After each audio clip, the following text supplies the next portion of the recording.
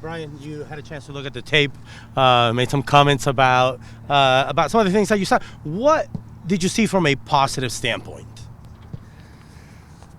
Well, Yaimar's goal, that was a good goal. I mean, it was a really good goal for a couple of different reasons. Number one, I knew he was in tune with the game because he was actually telling De La Vega to get to the spot that De La Vega was supposed to be in, which I loved. That means he's in tune to the game, but then his ability to just go after a ball that Albert puts in a good spot, delivery was good, but in this case, I thought Yaimar really exceptional technique on that header down far corner. That was one positive.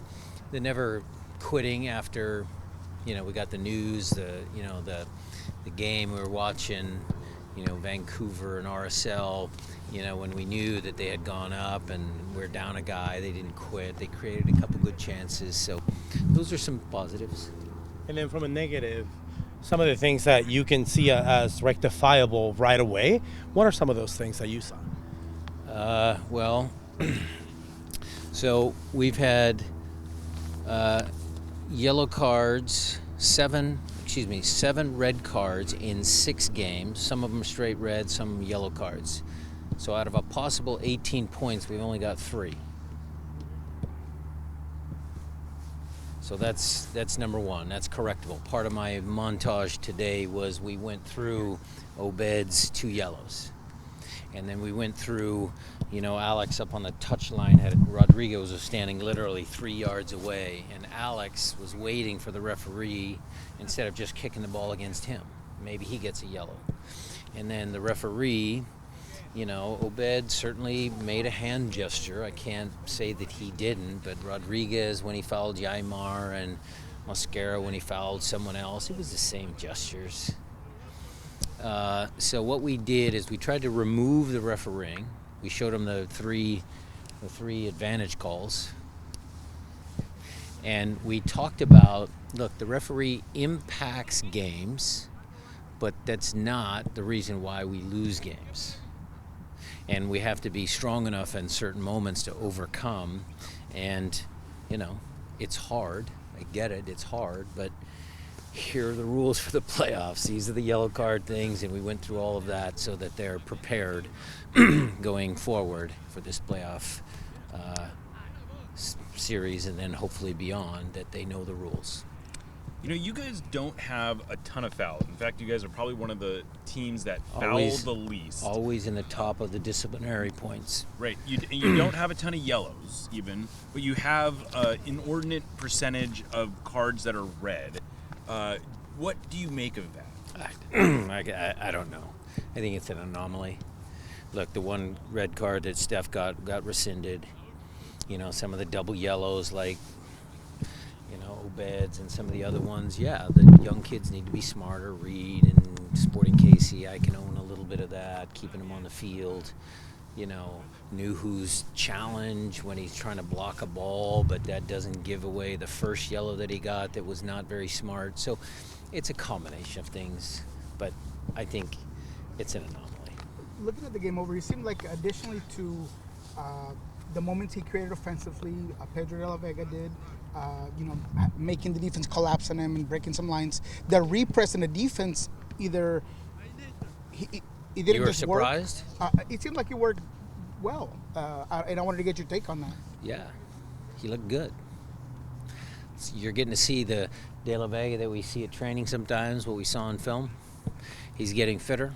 You're absolutely correct. When he loses possession of the ball, he tries to win it back right away. I think there was good effort in the game, both in the attacking part of the field and also the defending part.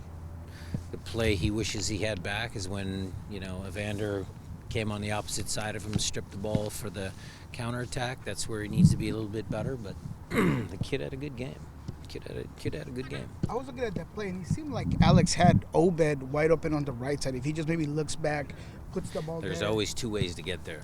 When Alex played the ball into Pedro needed to just one touch. But De La Vega didn't see Evander coming. So whether Alex plays him or Pedro plays one touch. That was just the start of the sequence because we don't want to focus just on one part of it. I mean, Nuhu's got to keep him going that way. Jackson can't dive in, and I don't know if Steph didn't see it clean because it was kind of an unorthodox, positioning of the ball.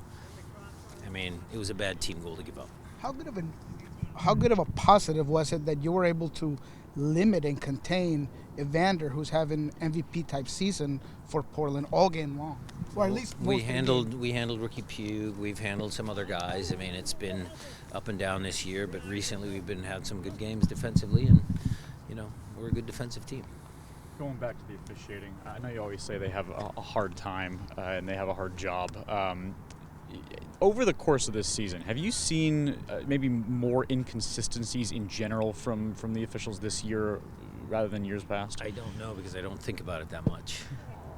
If some outlet wants to do a research on that, they can do it, but I don't have the time for it because it's something that I don't control.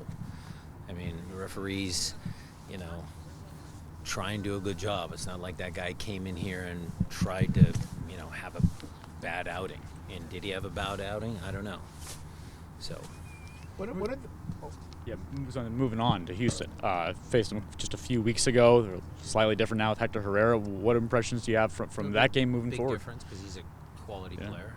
But, they're a possession-based team, love keeping the ball. Scoring has been kind of their Achilles heel. But good team. Josh was out last week. He's still in concussion protocol. When did that It happened in training. Like on. I'd have to. Okay. To give you the specific date, it happened in training one day. Went up, headed the ball sideways, and yeah.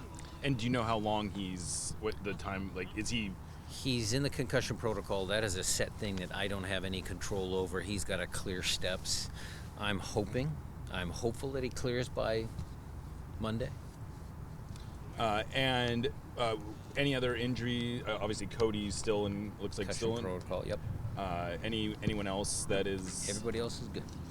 One of the phrases that always sticks with me since you started coaching is controlling the controllables. You kind of just mentioned that. When it comes to the game, now that you look back, knowing that you're a goal away from picking up that Cascada Trophy at home for the first time ever, do you feel like you could have been more aggressive on the substitution pattern? We were going to be. If you look at the timeline, look, we're ahead 1-0. We're watching the other game. They score. Obed gets his second yellow. Kind of hands are tied a little bit because what we were looking at was the RSL score. They scored, I think, 58th. And then, right as we were subbing Reed on, they score the tying goal. And it's like, okay, they're still tied. We're a draw, and we're going through some things. And then they get the own goal in the 80, I think they scored in the 83rd. And then I brought Georgie. And then the interesting one is, I know you brought up Raul. It was an interesting one. Maybe I could have brought him on with Georgie. I think that's fair. But the specter of losing to Portland at home was kind of there in the back of my mind as well, So interesting thing, decision day. I think it's great, adds drama. So. Ryan, one question about the concussion protocol in MLS nowadays. Obviously, that's changed and it's morphed into something more of a protection piece for players. How important is it for you, who's been in the game for a long time, who's seen this franchise grow? How important is it for you guys to take pride in the fact that you guys have changed that for the betterment of the athletes? Well, I think league-wide, in our league, across all sports, it's a big deal. Everybody sees the, horrific stories of athletes and Kenny Easley, guys like that. It's tough. Now, our sport isn't quite as, contact-oriented as pro football. But the process is the same. We want to keep our athletes safe. Going back to the Raul, and I also wanted to bring up Masowski and your thoughts on the fact that I was looking at minutes, and since August, Masowski's got 18 minutes, and Raul has only played about 30 plus once in that same timeline. How concerned are you that neither one of those players is in game rhythm, game form, for where you need them here moving forward? It's always a case. You know, they get little minutes like in the scrimmage that we had, but you're absolutely correct. But they do the work in training. They look good in training.